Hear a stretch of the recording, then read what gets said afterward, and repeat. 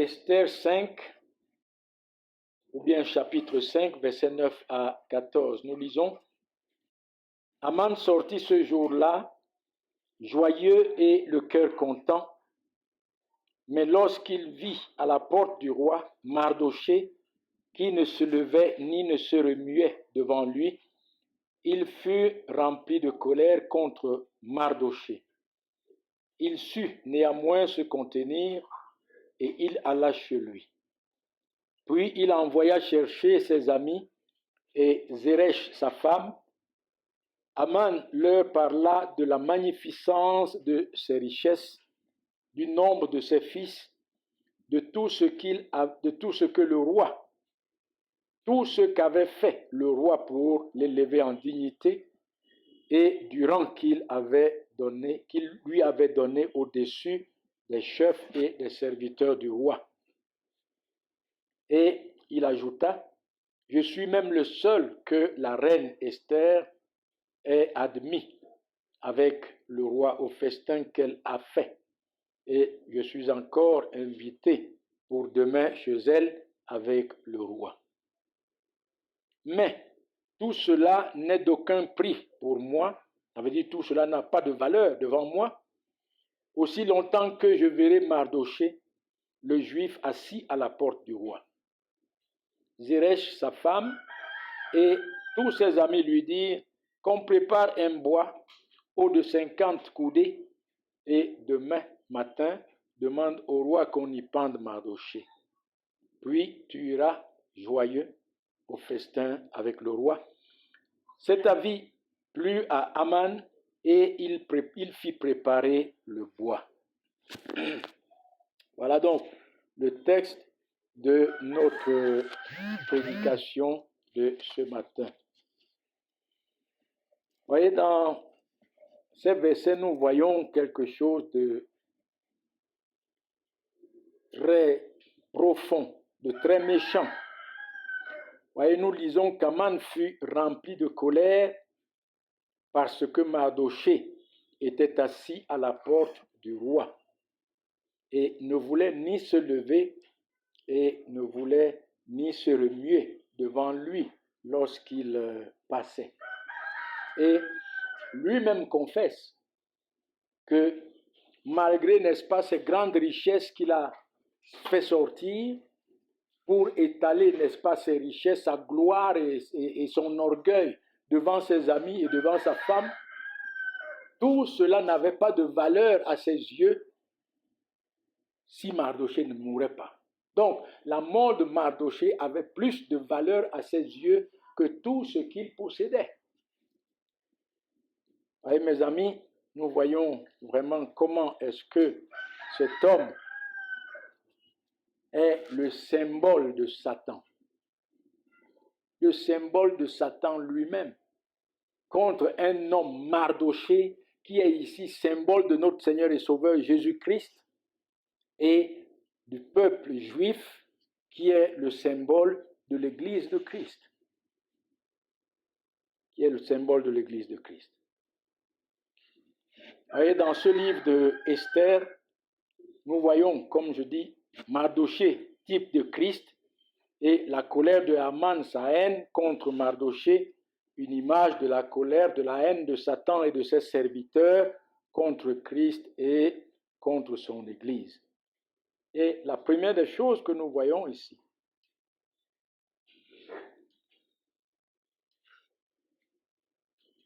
c'est que Satan et ses serviteurs ne veulent pas d'un Christ souverain. D'un Christ souverain. Ils veulent un Christ qu'ils peuvent manipuler. Ils veulent un Christ qui est soumis à leurs désirs. Ils veulent un Christ qui est soumis à leurs traditions. Tout le problème ici, c'est que Mardochée devait être soumis à Haman, comme les autres lui étaient soumis. Il devait être soumis à ses désirs, il devait être soumis à ses ordres, il devait le manipuler comme il le pouvait, comme il manipulait le reste. Voyez mes amis, le Seigneur Jésus-Christ est le même hier, aujourd'hui et éternellement. Il est le Fils éternel de Dieu. Il est Dieu dans la chair, le Dieu souverain qui à lui seul reviennent gloire, honneur et adoration, soumission et obéissance. Et obéissance à lui et à lui seul. Oui. Il est le seul qui a autorité, pouvoir et domination, le seul que tout le monde doit écouter. Le seul que tout le monde doit écouter. Et vous voyez, c'est à cause, quand je parle des serviteurs du diable, c'est à cause de son égalité avec Dieu son Père que les Juifs cherchaient toujours à tuer le Seigneur Jésus-Christ, ils cherchaient à le faire périr, et c'est à cause de cela qu'ils ont crié à Pilate, crucifie-le, crucifie-le. Parce que pour eux, le Seigneur Jésus-Christ blasphème d'être égal à Dieu son Père, d'être le Dieu souverain. Lisons-le dans Matthieu. Matthieu 27, non 26, je pense, si je ne me trompe pas.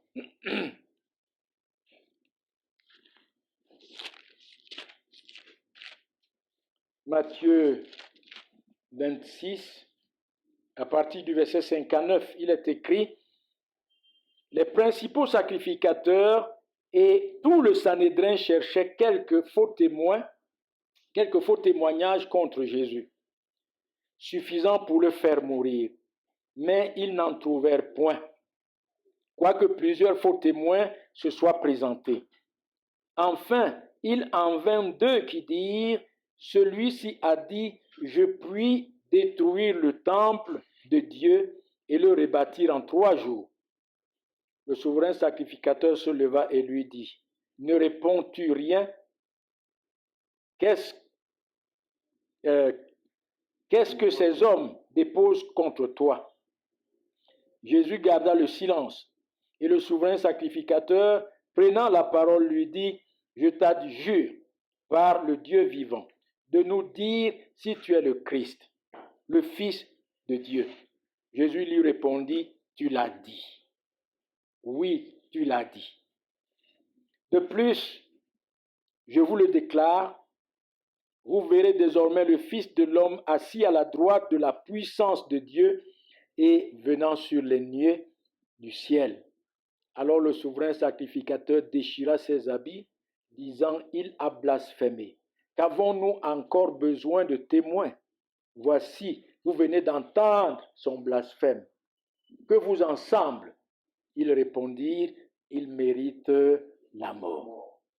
Pourquoi ces hommes étaient-ils acharnés contre le Seigneur Jésus-Christ et qu'ils rejetaient son enseignement? Tout simplement parce que Jésus-Christ est Dieu. Et ils ne voulaient pas de ce Dieu qu'est Jésus-Christ. Et les faux témoins, ce que les faux témoins disent ici, c'est effectivement ce que le Seigneur Jésus-Christ est et il a fait. Lorsqu'il dit,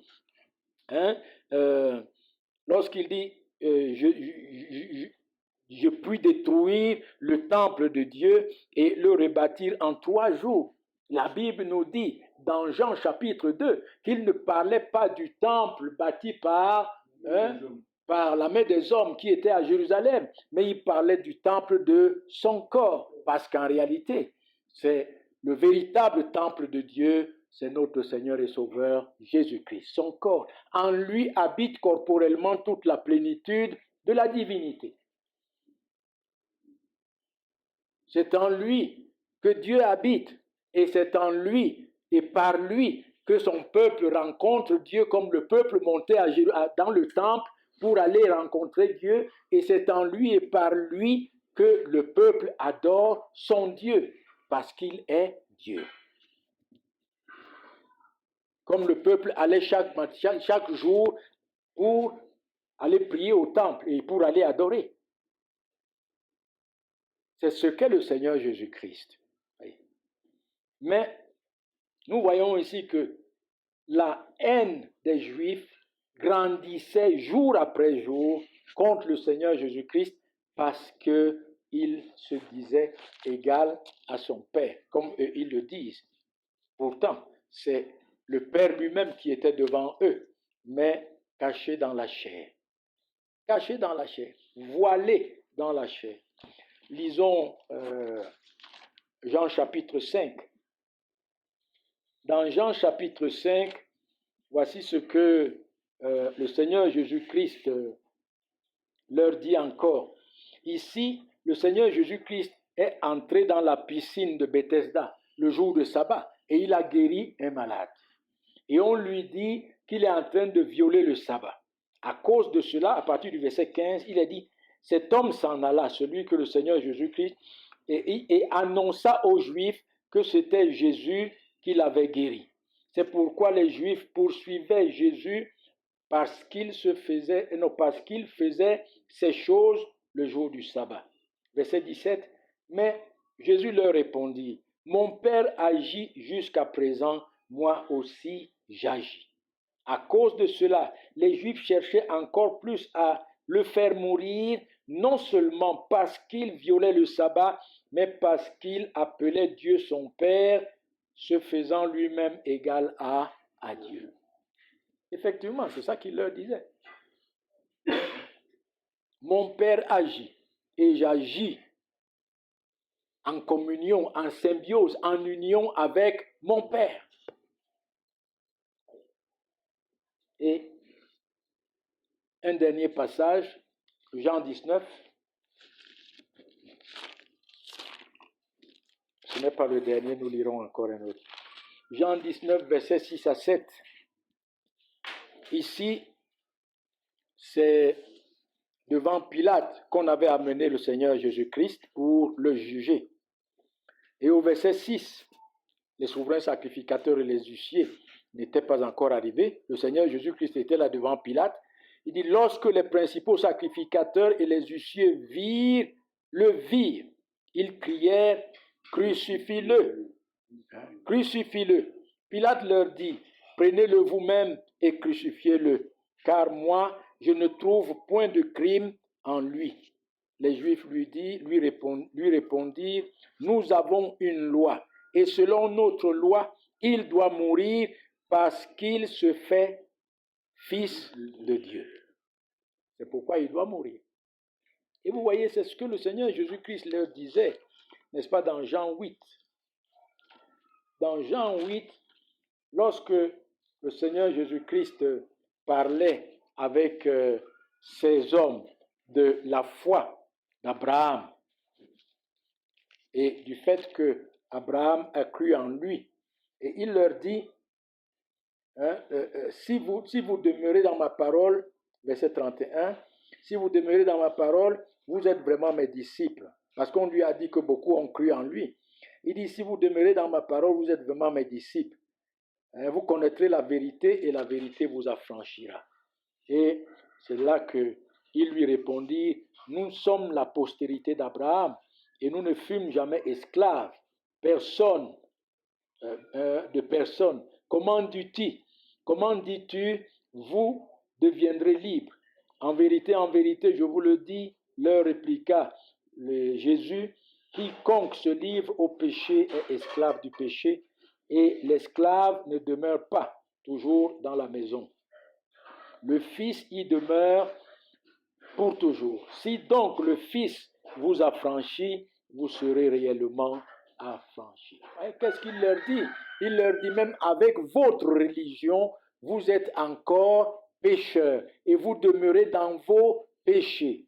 C'est le Fils qui a franchi par son sang, qui a coulé sur la croix. C'est le sang du Seigneur Jésus-Christ seul qui a satisfait à toutes les exigences de la justice de Dieu. Là où les sacrifices d'animaux auxquels ces hommes étaient attachés ne pouvaient satisfaire.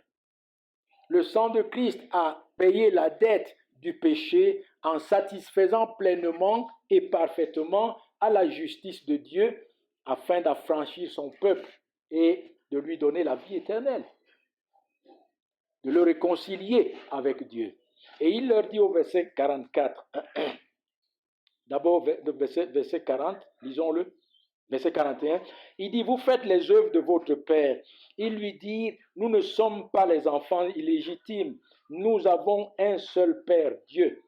Jésus leur dit, si Dieu était votre Père, vous m'aimeriez, car c'est de Dieu que je suis sorti et que je viens. Je ne suis pas venu de moi-même, mais c'est lui qui m'a envoyé. Pourquoi ne comprenez-vous pas mon langage? Parce que vous ne pouvez écouter ma parole. Vous avez pour père le diable et vous voulez accomplir les désirs de votre père. Pourquoi? Parce qu'il voulait le faire mourir. Vous voyez, et c'est pourquoi j'ai dit au départ, la haine que nous voyons ici, la colère, la haine que nous voyons ici contre notre Seigneur et Sauveur Jésus-Christ, n'est-ce pas, est ce symbole, cette image, n'est-ce pas, de la haine du diable et de ses serviteurs contre le Seigneur Jésus-Christ et contre son Église. Contre son Église. Vous voyez, le Seigneur Jésus-Christ est le Dieu souverain qui fait toutes choses selon le bon plaisir de sa volonté. Et Mardochée, étant image de notre Seigneur et Sauveur Jésus-Christ, ne pouvait que plaire à Christ et non pas à Aman. À Aman. Oui. Et cela même, n'est-ce pas, lorsque nous parlons de cette souveraineté de notre Seigneur et Jésus-Christ, cela même est beaucoup rejeté aujourd'hui par beaucoup qui se disent prédicateurs de l'Évangile. Ils n'acceptent pas d'un Christ qui soit souverain. Ils n'acceptent pas d'un Christ qui sauve son peuple, qui a un peuple qu'il a choisi, qu'il a aimé depuis avant la fondation du monde et qu'il est venu sauver. Ils prêchent un Christ qui est soumis au bon vouloir de la volonté de l'homme, au libre arbitre de l'homme, à la décision de l'homme, un Christ qui attend que c'est l'homme lui-même qui lui permette de le sauver. Oui. C'est comme ça qu'on prêche là-dehors. Ça veut dire que si vous ne permettez pas au Seigneur de vous sauver, il ne le fera pas. Vous voyez? Un Christ même qui doit collaborer avec l'homme pour le sauver. Il a fait 50%, je dois faire 50%. Mais mes amis, ça ce n'est pas le Christ de la Bible. Le Christ de la Bible est celui qui sauve qui il veut. Il dit dans Jean chapitre 5, le verset 21, que nous avons lu, il dit, car comme le Père ressuscite les morts et donne la vie, ainsi le Fils donne la vie à qui il veut. À qui il veut. Il dit, je connais mes brebis, je donne ma vie pour mes brebis. Pour mes brebis. Dans Jean 10. Vous voyez, le Seigneur Jésus-Christ, c'est le Dieu souverain. Qu'est-ce que je voudrais vous dire? Il n'est pas simplement haï par des hommes qui n'ont rien à voir avec la parole de Dieu, mais il est même haï par des hommes qui disent qu'ils sont ses serviteurs, qui le rejettent, tout simplement parce qu'il est le Dieu souverain. Vous voyez, mes amis, les hommes n'aiment pas ça. Les hommes n'aiment pas ça. Et c'est pourquoi l'apôtre Paul dit, je vous l'ai toujours dit, il y en a plusieurs qui marchent en ennemi de Christ, en ennemi de la croix de Christ. Parce que ces hommes ne prêchent pas que Christ a parfaitement et pleinement satisfait à la justice de Dieu. Ils prêchent que les hommes, n'est-ce pas, que les hommes doivent faire des œuvres, des efforts personnels. Ils prêchent la décision, le bon plaisir de l'homme pour croire, pour venir en Christ. Mais personne ne viendra en Christ de lui-même. Et si le Père qui m'a envoyé n'attire, personne ne peut venir à moi. Personne ne peut venir à moi. Dans Jean 6, il dit, Je suis le pain de vie. Celui qui vient à moi n'aura plus jamais faim. Celui qui croit en moi n'aura plus jamais soif. Je vous l'ai dit et vous ne croyez point. Mais tous ceux que le Père me donne viendront à moi. Et je ne mettrai dehors celui qui vient à moi. Et il continue en disant qu'il est venu pour faire accomplir la volonté de son Père. Et la volonté de son Père, c'est qu'il ressuscite tous ceux que le Père lui a donnés et qu'il ne perde aucun. Aucun. Un Christ qui sauve souverainement son peuple.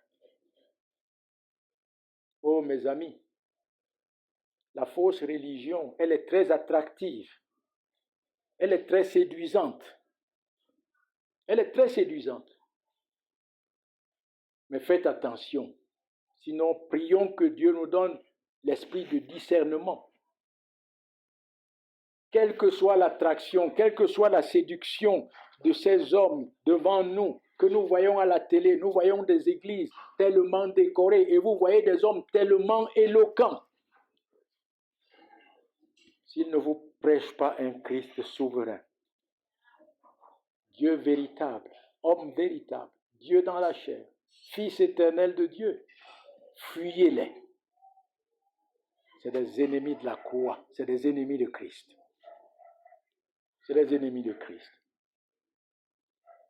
Une deuxième chose, n'est-ce pas, que nous constatons encore dans notre texte, revenons dans Esther chapitre 5. Esther chapitre 5, c'est que la colère de Naaman contre Mardochée était si grande, sinon si forte, que même sa gloire et ses richesses n'étaient pas précieuses à son cœur que la mort de notre Seigneur, que la mort de Mardochée. C'est ce que nous avons lu. À partir du verset 10, il va sortir toutes ses richesses. Il parle du nombre de ses fils. Ils étaient 10. Ils étaient 10. Nous le voyons dans le chapitre 9. Parce qu'on l'a tué, lui et ses fils, et tous ceux qui l'appartenaient. Tous ceux qui lui appartenaient. Et de son grand rang et de sa dignité, mais de l'accueil que la reine avait fait et la reine qui voulait encore le recevoir, mais il dit que par-dessus toute autre chose, si Mardochée est encore vivant, rien n'a de valeur. Tout ce qui avait la valeur devant lui, c'est la mort de Mardochée. Et en réalité, n'est-ce pas là l'image de la haine et de la colère des Juifs, comme nous avons déjà vu, contre le Seigneur et Sauveur Jésus-Christ, aveuglés et ne voyant pas même leur propre vie, l'importance de leur propre vie, l'importance de leurs enfants, de la vie de leurs enfants, ils disent crucifiez-le, crucifiez-le, que son sang retombe sur nous et sur nos enfants. Ça veut dire aveuglés par la haine et par la colère, leur propre vie n'avait plus d'importance, la vie de leurs enfants n'avait plus d'importance, leur salut n'avait plus d'importance, le salut de leurs enfants n'avait plus d'importance, mais uniquement la mort de notre Seigneur et Sauveur Jésus-Christ. Vous pouvez comprendre maintenant pourquoi la Bible nous dit que le Seigneur Jésus-Christ a crié, il a supplié, il a pleuré devant celui qui pouvait le délivrer.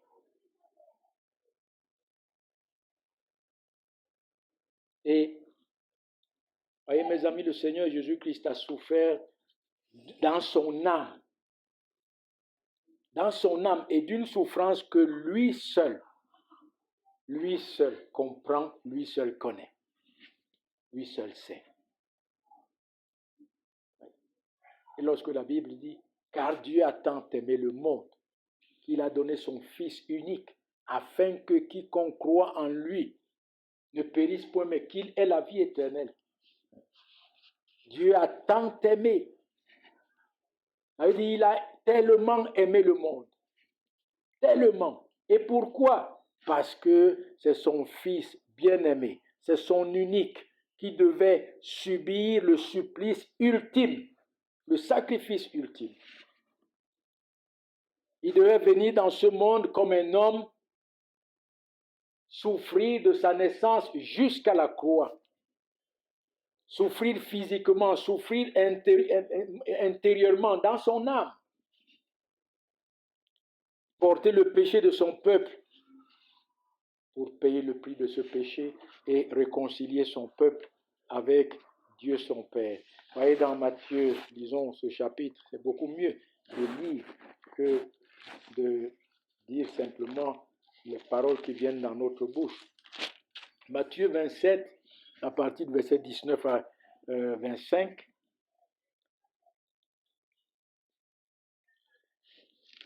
Matthieu 27, verset 19 à 25.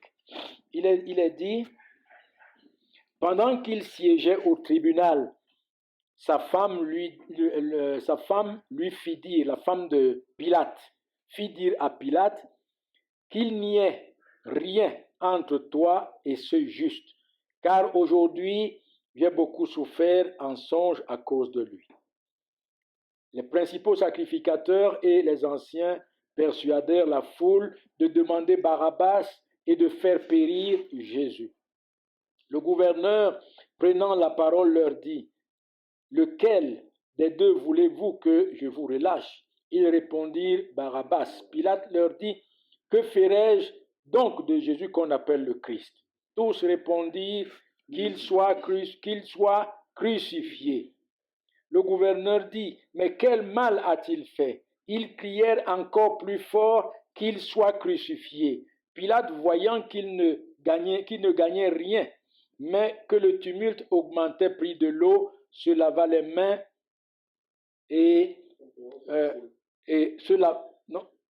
se lava les mains en présence de la foule et dit, « Je suis innocent du sang de ce juste. Cela vous regarde. » Et tout le peuple répondit, « Que son sang retombe sur nous et sur nos enfants. » Qu'est-ce que ces hommes avaient de plus précieux que le salut de leur âme? Mais qu'est-ce qu'ils disent?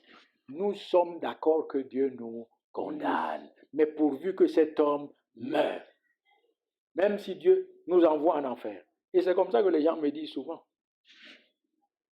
Lorsque je leur parle, n'est-ce pas, de pourquoi nous avons besoin de Christ, à cause du péché.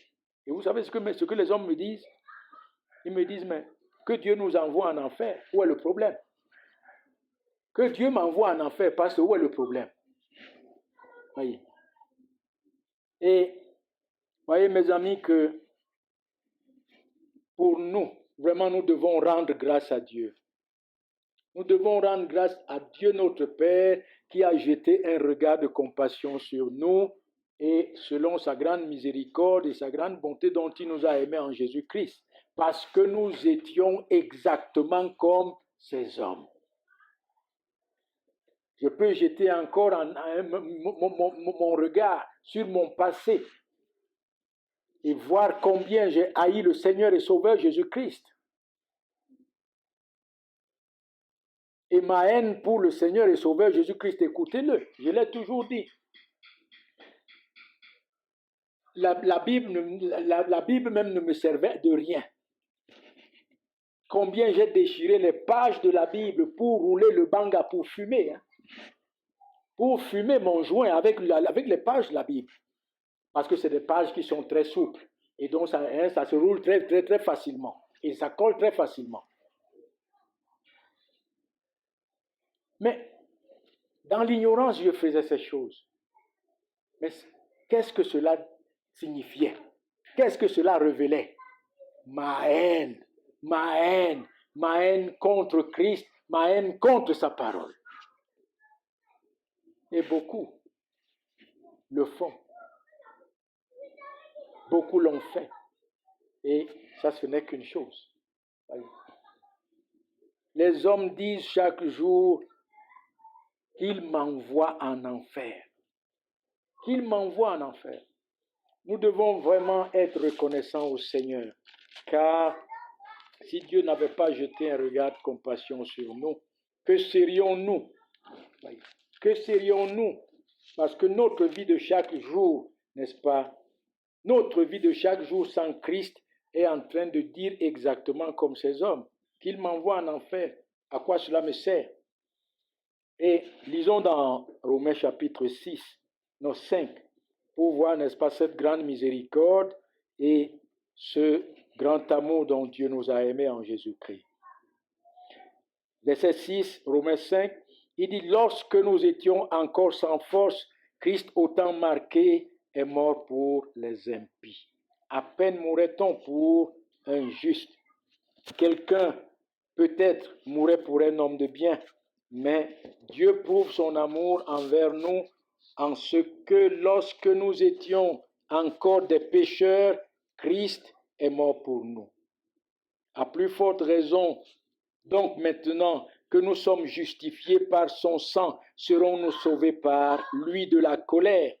Car si lorsque nous étions ennemis, nous avons été réconciliés avec Dieu par la mort de son Fils, à plus forte raison, étant réconciliés, serons-nous sauvés par sa vie. Regardez ce que nous étions, impies, pécheurs, ennemis. Ennemis.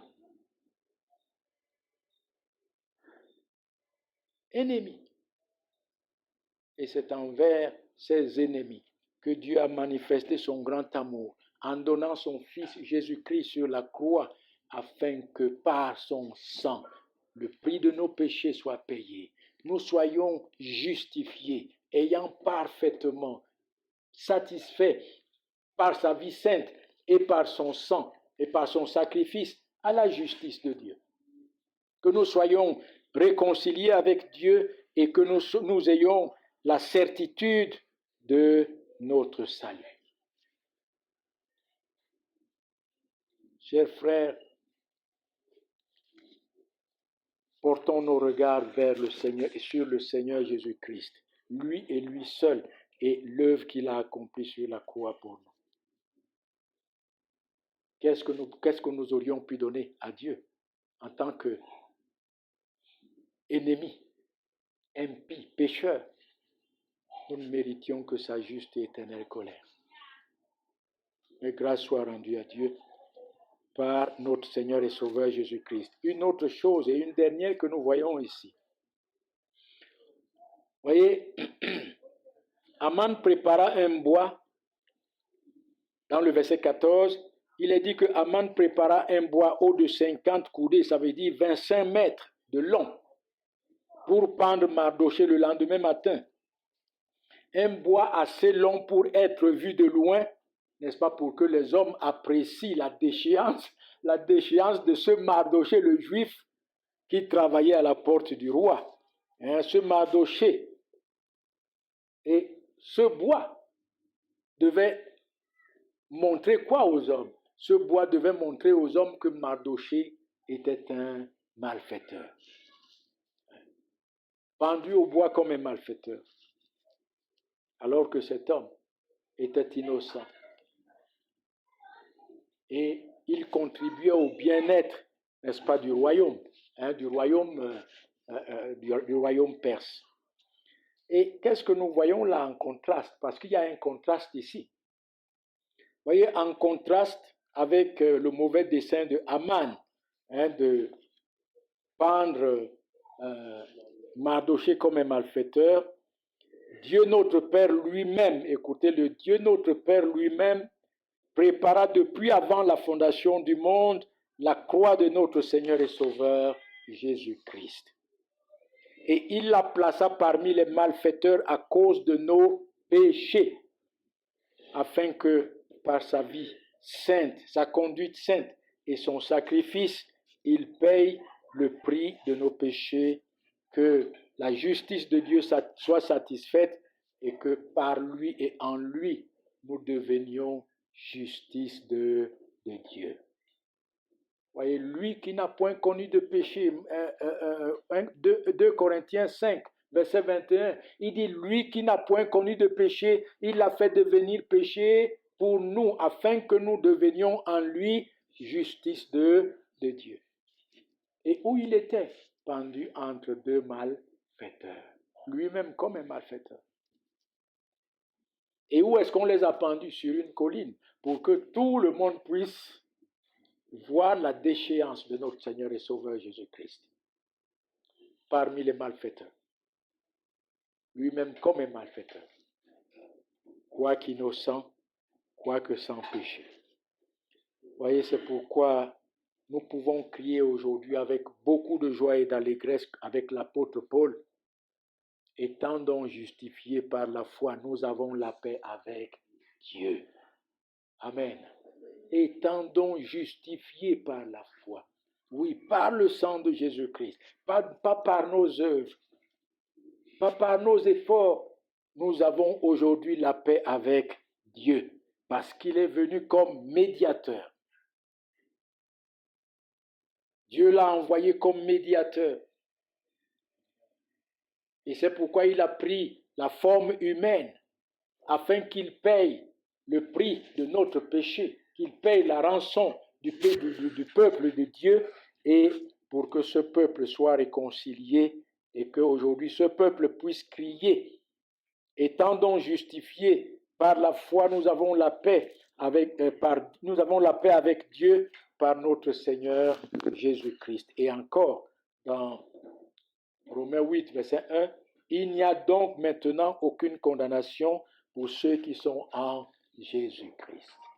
Oui, parce que depuis avant la fondation du monde, Dieu notre Père a préparé sa croix et il l'a placée parmi les malfaiteurs afin qu'il paye, n'est-ce pas, le prix. C'est pourquoi l'apôtre Pierre, terminons par là, il dit dans 1 Pierre à ses frères,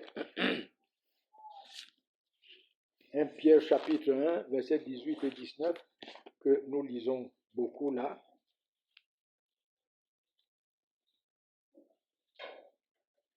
Il dit, vous savez que ce n'est pas par des choses périssables, par de l'argent ou de l'or, que vous avez été rachetés de la vaine manière de vivre que vous avez hérité de vos pères, mais par le sang précieux de Jésus. Comme d'un agneau sans défaut et sans tache, prédestiné avant la fondation du monde, il fut manifesté à la fin des temps à cause de vous. Par lui, vous croyez en Dieu, qu'il a ressuscité des morts et lui a donné la gloire, en sorte que votre foi et votre espérance reposent sur Dieu. Oui, notre espérance et notre espoir ne peuvent pas se reposer sur nous-mêmes, ne peuvent se reposer sur personne, ne peuvent se reposer sur notre argent et sur notre or, mais sur le Seigneur et Sauveur Jésus-Christ, qui est notre espérance, qui est notre foi, et qui est aujourd'hui assis à la droite de Dieu. Il est rentré dans sa gloire. Et, chers amis, à lui et à lui seul, tout l'honneur, toute la gloire, toute la puissance et toute la louange. Que Dieu bénisse sa parole dans nos cœurs. Amen.